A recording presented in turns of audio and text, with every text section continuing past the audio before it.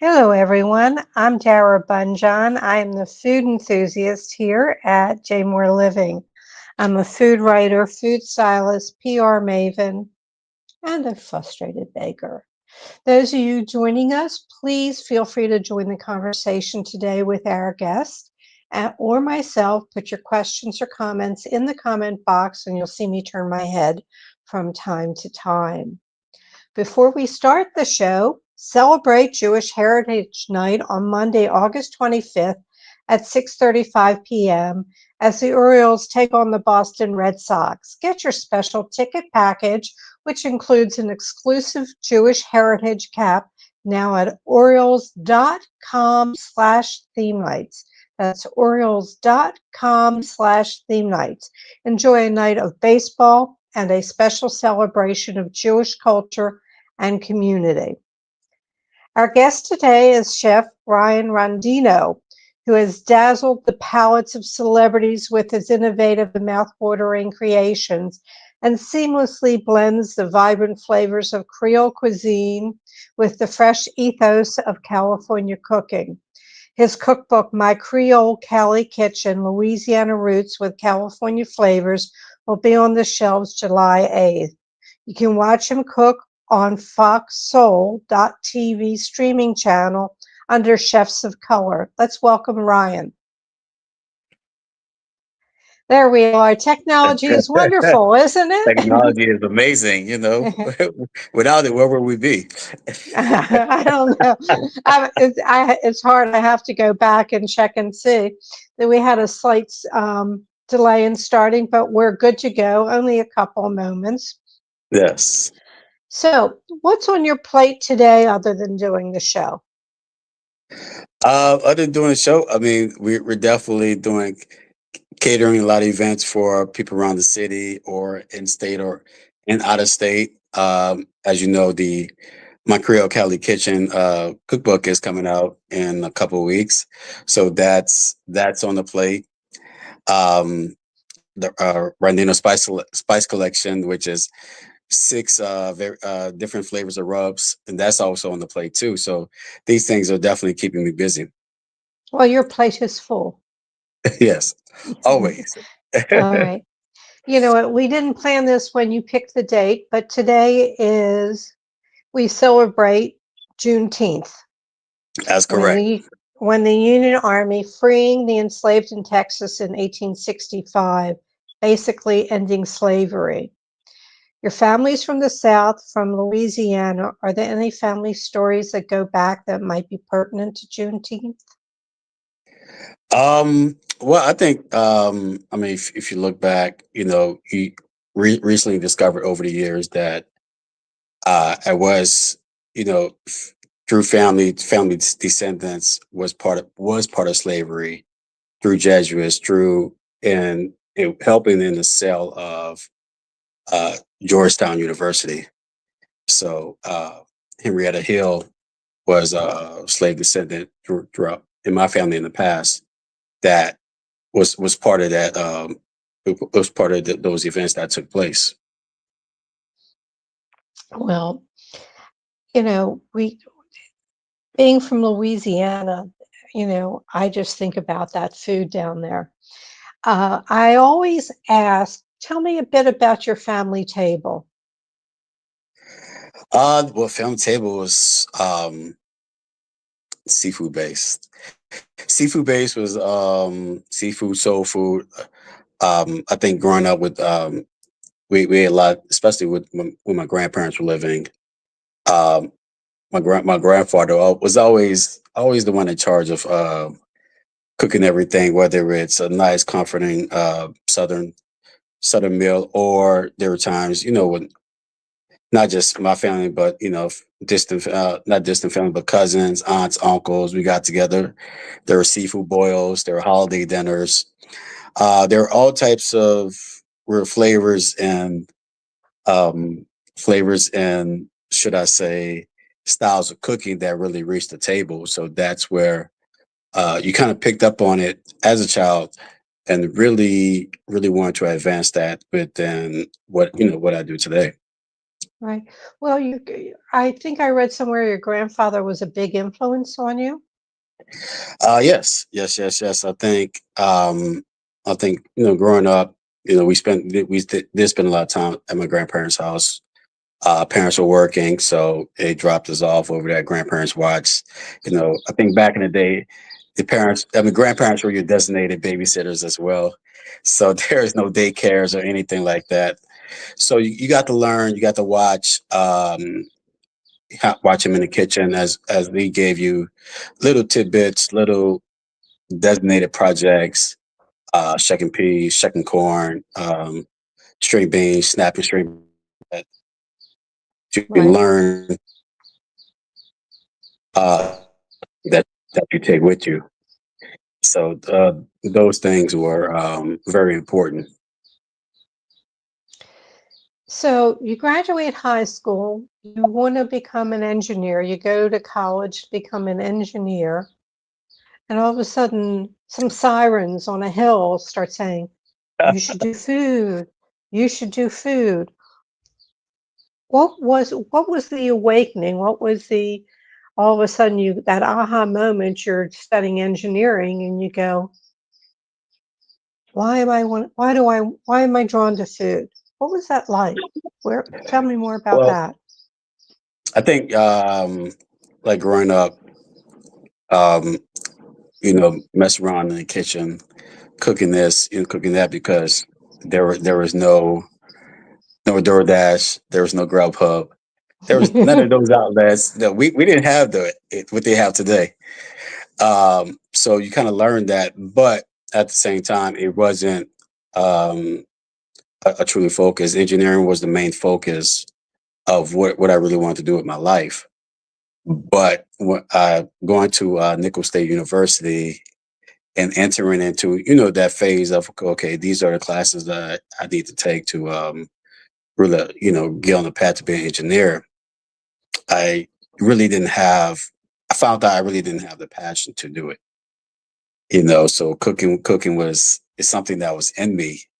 Little to be known that a lot of people didn't know that, but it's always something you did quietly, just to kind of feed yourself because, like I said, your parents were working and stuff. Um, I decided to switch over to culinary arts.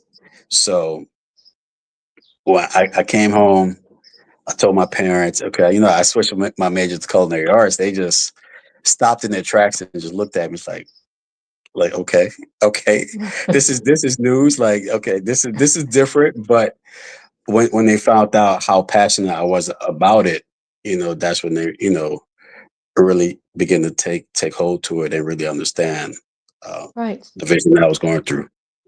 Right. So you went and studied in Mississippi, John Folse. Folse. How do you pronounce his last name? No, I John went Fol to Chef John Fo's Culinary Institute. That's in Thibodaux, Mississippi. Louisiana. No, Louisiana. Louisiana. Okay. Yeah, yeah. So it's an hour outside New Orleans. And So he's a very well known celebrity down there. Radio yes, shows. I know that. yes. So I always like the background. I understand. We're going to talk about your cookbook. We're going to talk about your spices. Hmm. We're going to talk about a number of things, Fox Soul TV, but I want to get to know you. I want my listeners to get to know you. Hmm. Um, so it isn't like you worked in shabby restaurants. The first summer away from culinary school, you worked in Commander's Palace. And if you've never heard of Commander's Palace in New Orleans, you're living under a rock. Um,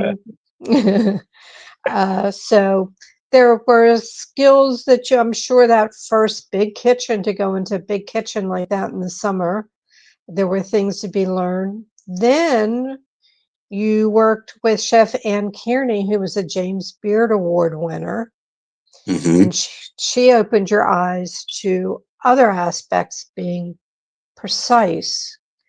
Um, it Yes. was a smaller restaurant than Commander's Palace. Then Emerald's restaurant. Every another rock if you're there. Emerald's Restaurant, La Petite Grocery, Hmm. Gatros. How do you say Gatros? No, go Tros. Gotros. You say, I'm from Maryland. I can't pronounce that. And at Gatros, you learn the 3 Ps. You want to tell the people about that? Well, there's a lot of peace, on being efficient, being precise, being professional, and being Presentation. presentation is so key. Presentation is the end all be all, no matter if it's uh on the plate or off the plate. So that's one of the main keys, and within that, a C is always thrown in there, which is consistency. Well, that's that's when you go to a restaurant. If I have this favorite dish at Soda Sopra. It's his mother's recipe for ravioli. It's been on the menu since 1996, and it is always consistent. There's never a doubt anytime I go in there that it is the same. Yes, And that consistency, people say, how do you get a Michelin star? Part of it is consistency. consistency. It, Yes, consistency. Um, so you're New Orleans, you graduated, you're working in restaurants, you had an offer to be a sous chef, I think, at La Petite Grocery. You decided not to, that you felt like you weren't quite ready for that. And all is going well, and then Katrina devastates New Orleans. yes. So I was at Gotros when Katrina hit. So working the line, um, that's where we're finding out everything going on with the hurricane. Leading up, I think a week leading up to it, just kind of find out what you're going to do, what steps you're going to take to, if you're going to evacuate or if you're going to ride it out. But as the storm grew near, the storm grew greater, as we know what it was today. So you decide to evacuate and really get out of town, and that's what brought me to Georgia, Atlanta, Georgia, to work with Emeralds all over again. He was very good about getting spots for his staff around the country, getting after Katrina. I remember something to that effect. Um, Hmm. Before I forget everybody, and you're going to see it in the comments section, how to connect with Ryan, that his Instagram is Nola Chef, Nola Chef 212. And Yes, on Facebook, it's Rondeno Culinary Delight Designs. I'm sorry, that's Rondeno nice. Culinary Designs, and just add a .com for the under beyond that, and that's the website, Yes, RondenoCulinary Designs.com. All right, yes, back on track. We're in Atlanta, and now um, you're close to Low Country Cooking, which is very yes, well has African roots as yes, well as New Orleans. Uh, yes. so tell me more about Atlanta and the foods in Low Country. And I know that you like grits and shrimp and Oh. grits. So tell me more about Love, your. love, love shrimp and grits. I know was something to get used to. I mean, great town, great atmosphere, great people. But I think it was the way you moved the way you didn't want to move. You moved under extreme circumstances, so you had a lot of adjustments in between of all of that to really get adjusted to not only the restaurant scene, but really just readjust yourself to life itself. So that's what the first year. But once I arrived there, I was with my family for a little bit. to work at Emerald for the time being. So a lot of people from uh, worked at various Emerald. Some came from NOLA, some came from Delmonico. So a lot of different people came, just just relocating and really looking for work. Right. But it gave me the opportunity to really engulf myself in really learning low country cooking. You know, Yeah. the shrimp and grits, the Gula. grits, the Yeah.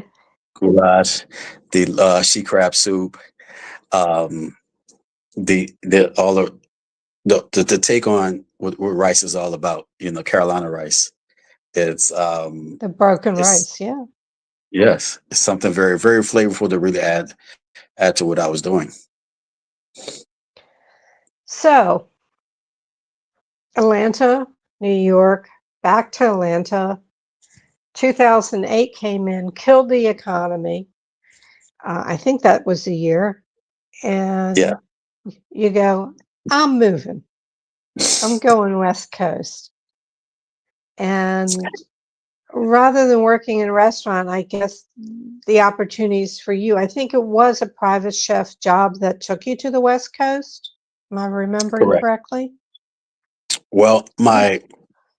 my initial intent was to live in New York, and that's what I wanted to do out of everything. But um, the job in LA came up first, private chef job. So it's a complete shift in what I was doing. Actually, I never really saw myself to be a private chef, but during the economy, there's no jobs here, no jobs there. So okay, let's give it a shot. Let's see what it's all about. But little did I know that it was for Will Smith. Oh, So okay. once I found that out, they went through the process of Vetting resumes. you. Yeah, Yeah, vetting vet. me, getting adjusted to that. They flew me out to interview for a while. So I interviewed for like 3 or 4 days between the family, between staff, between state managers, because not only does your food have to excel, but your personality has to excel as well. So those two balances really have to really mesh together when you're looking to be a personal or a private chef. Yeah. That brings up a question to clarify. Personal chef, private chef. Do you feel as if it's a different definition for both? Oh, Or totally, totally. so Pri- explain yourself.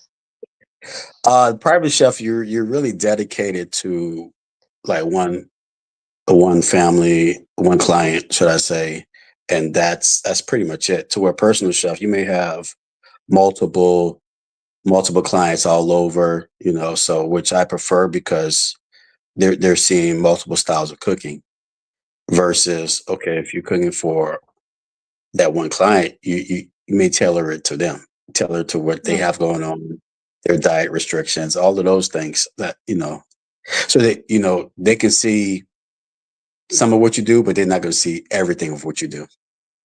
Right.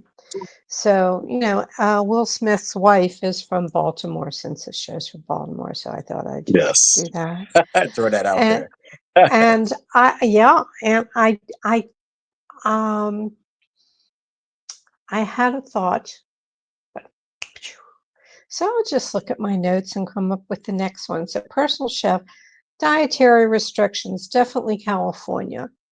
Yes. If you're working with celebrities, they're watching everything that they're eating or not eating, who knows?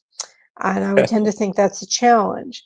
Now, we know you're well versed on Louisiana cooking and also, as well, low country cooking. It sort of blends a bit. Now you're in California, and that's a whole other way of cooking. That is, True. not True. shrimp and grits. So you blend in your cookbook, which is Cali, my Creole-Cali Kitchen, Louisiana Roots with California Flavors. How did you blend? Give me an example where there might be some California influences in a Louisiana recipe in your book. Well, I think what's huge is what you learn. Well, no, what I've learned out here is Asian cuisine is huge. Mexican cuisine is huge. Um, in the cookbook, I do a play on kimchi dirty rice. So that's a play on that. We also do a play Absolutely. on crawfish enchiladas. So so Right. that and even by me having multiple Jewish clients, I do a whole different take on matzo ball soup. So we do a Creole matzo ball soup. So it's more reddish. It's not the average chicken based soup that you clear broth that you see in various matzo ball soups around the country, but it's something totally different. It's what I've always envisioned to really do. So the always question with matzo ball soup: are your matzo balls sinkers or floaters? Floaters. Okay. Oh, God, floaters. Can't sink. You sink or swim. They're swimmers. They float. There's Mhm, always, I've told this story before, people grow up and their mother made these very dense matzo balls. So they're the sinkers. mhm. Then light and fluffy, they're the floaters. And there's a whole story behind that. Yes. And if you come to my house and you're used to sinkers, I do floaters. It was not the best matzo ball per year growing up. Mhm. Um, okay, so you started spices. You started making spice blends with your name that is available for anybody. All eight of them? Did you say eight? No, 6. Six. All. So Go ahead. there's the Nola Creole rub. We have the Ancho Chili Barbecue rub, which these are all great for the summertime. We have a citrus herb rub, so you want something light, floral. You get floral essence that really goes well with like chicken, seafood, even nice with lamb as well. Smoked coffee rub, so intense flavors. You think pork, you think beef, you think lamb. If you think it's seafood, heartier fish like sea bass, Chilean sea bass goes nicely with it. If you're vegetarian, some heartier vegetables like a butternut squash that goes well with it. Um, then we do a Caribbean jerk. Jerk stands on its own. So if you can handle the heat, you gotta go for it. Okay. Then And if not, get out of the kitchen. you gotta get out the kitchen. Then there's the Um, Louisiana gumbo rub. okay. Yes. Let's see. Where were my? We're going to go with the. I had something here. Okay, we have the spices, everybody. It's on the website, which is rondinoculinarydesigns.com. Yes. And currently, you're being sort of enjoying food competitions. You did the World Food Championship and you did Culinary Fight Club. And Hmm. just a footnote, Mike McLeod from the World Food Championships, he's going to be on this show August 28th. Mike McLeod. Yeah. Yeah, give him a hello when you see him. Yes, I actually talked to him maybe probably over a week ago. Yeah, so we chatted for a little bit. So hoping to join them in Indy this fall. So go check everything out. Yeah. Well, I'm going to learn more about that. And I'm excited. This show is so diverse. If there's a hint of food, you're on my show for whatever reason. I mean, some of the people I have coming up, uh, Chip Carter from Where the Food Comes From, a guy named Hmm. Nicky Meatballs is coming on. So it's Oh, very, nice. very diverse. That's good. Um, and it's fun. And I get excited talking because my girlfriends barely eat anything. I go to the gym. The women don't eat anything. I need to No, talk food. they Um, nibble. They nibble or calorie count. So I was speaking to this woman. We do aqua classes, and she says, "Well, I go to Wegmans and I get the bolognese." And she says, "That feeds me 2 meals." I went, "What? Yeah, a little container feeds you two." yeah. So, uh, Fox Soul. This is not a site that I knew about. It's a online um, through, I guess, originally Fox TV. Hmm. FoxSoul.tv is a streaming channel that's on, I think, 24/7. And Yes. you were asked to do some cooking demonstrations that are on there. And I turned on, and the first one I saw was the shrimp and grits. And you Hmm. bring up Pasquale Manali from Yes. New Orleans.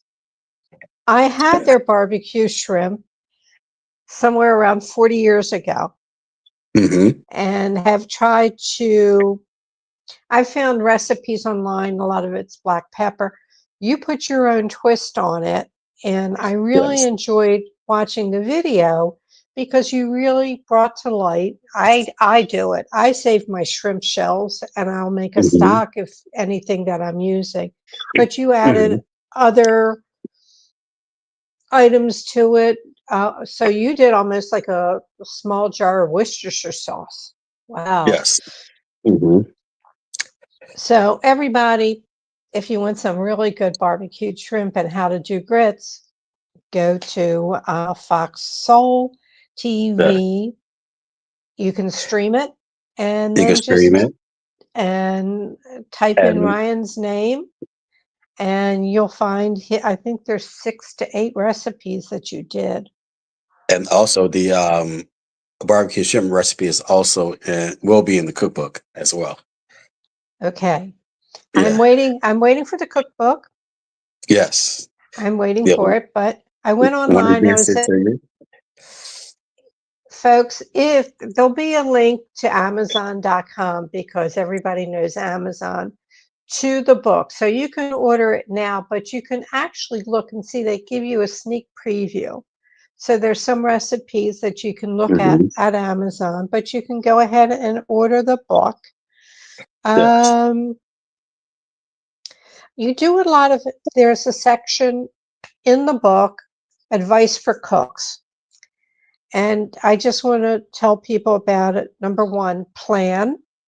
Yes. Make sure you have your ingredients. Um, taste your food.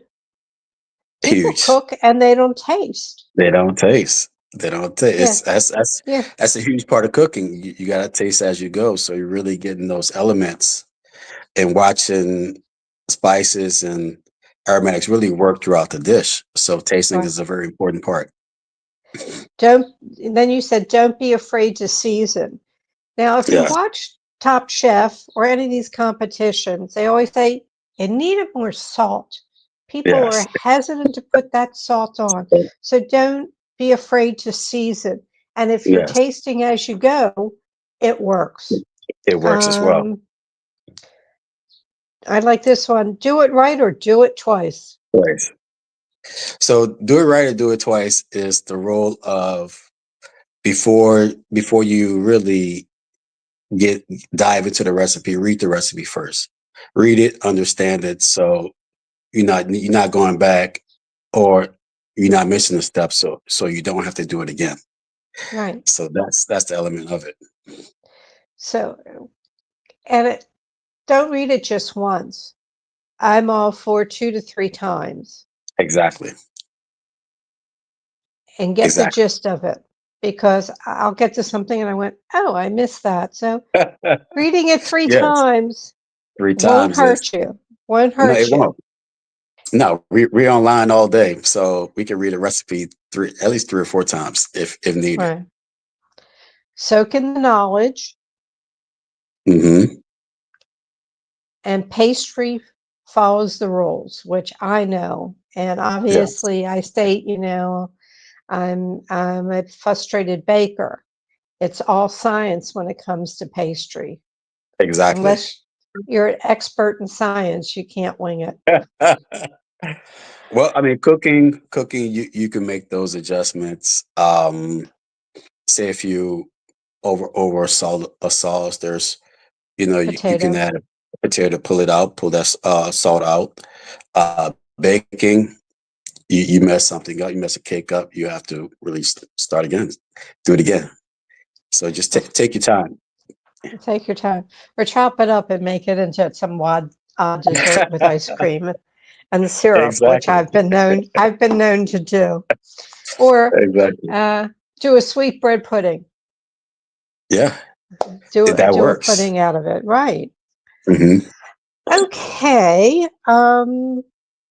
Let's go to the questions I ask at the end of the show. What was your epic culinary fail?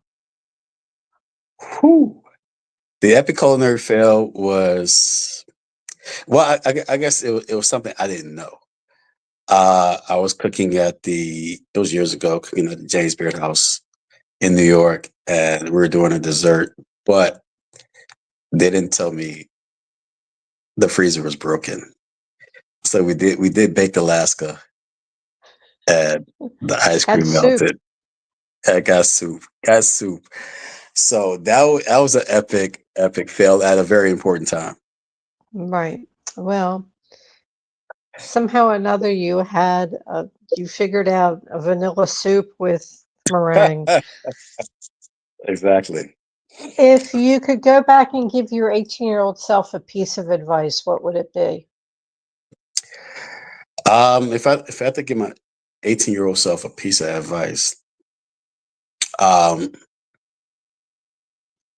I would say, don't stop learning.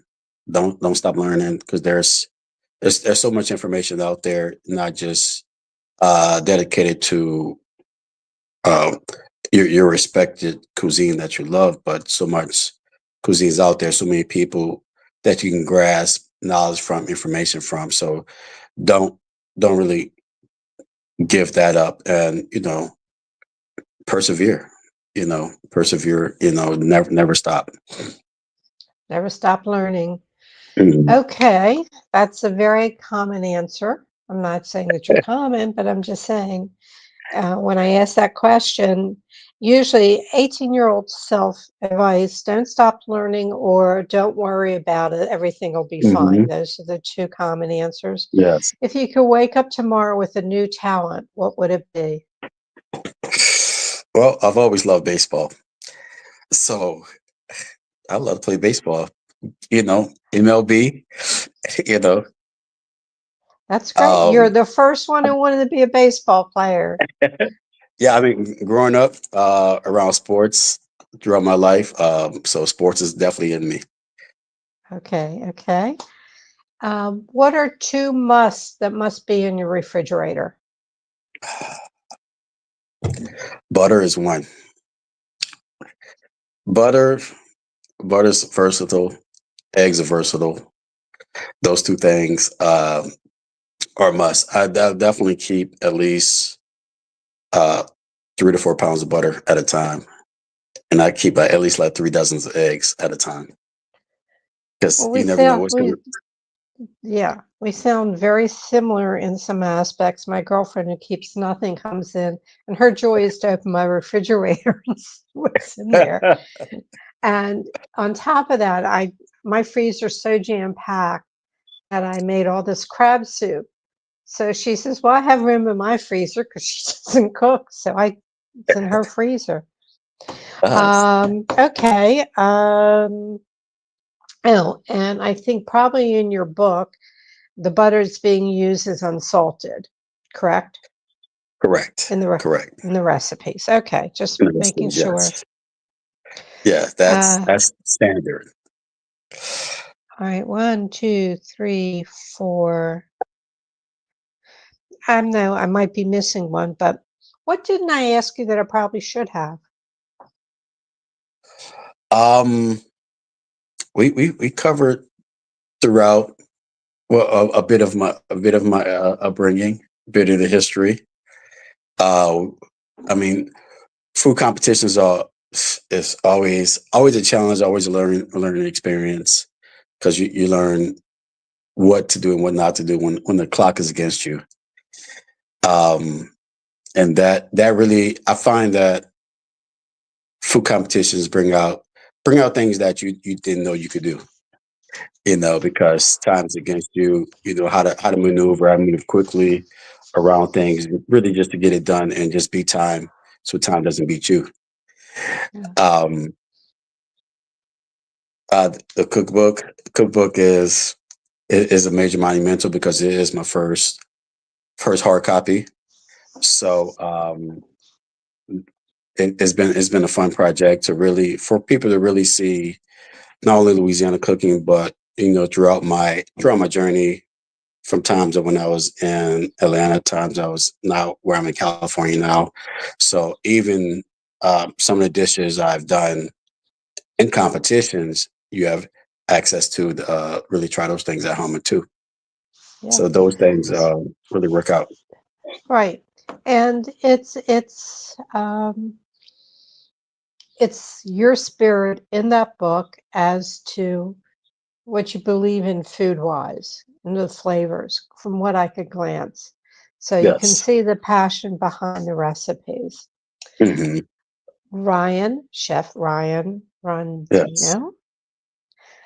I want to say Rondeno, but I'm saying Rondino because she corrected me. I want to thank you so much for being on the show. Continued success. I look forward to my copy of the book. And if I make something, I'll send you a picture. Awesome. Let me know about that. Thank you for having me. Definitely enjoyable. Great chatting with you this morning, and looking forward to chatting with you again. Hopefully, yes, Yes. absolutely. Thank you so much. And people, I have a couple of announcements. Feel free to reach out to me via my email address, which is food@jmoreliving.com, or at Dara Cooks is my Instagram. And on Facebook, there is the Food Enthusiast page. Next week's guest will be Cindy Mick. She typically works as a journalist, radio, and TV host, but she is in the process of starting her own small cooking enterprise, soups, chili, and truffles. We're going to talk the trials and tribulations of a food startup, and more will be in the discussion. I hope you will join us. You can sign up for the jmoreliving.com. You can sign up at jmoreliving.com for the free This Week in Baltimore Eating newsletter, which comes out every other week with recipes, local food news, the videos from our show that have been in the past couple of weeks. So go to jmoreliving.com, go up where it says connect and where you're able to fill out the form, fill it out, and you will get an email with this e-newsletter keeping you up to date what's going on in food here in the Baltimore area. And there are a lot of great recipes at jmoreliving.com. So if you're getting hungry after this conversation, go to Jmore Living, start looking at the recipes. All shows are immediately archived in video form on Jmore Living's Facebook page and jmoreliving.com. We truly appreciate when you share our show with friends and family. Feel free to go back into our archives and enjoy past shows. As I like to end my show, may your plates always, always remain full, and I hope to see you next Thursday.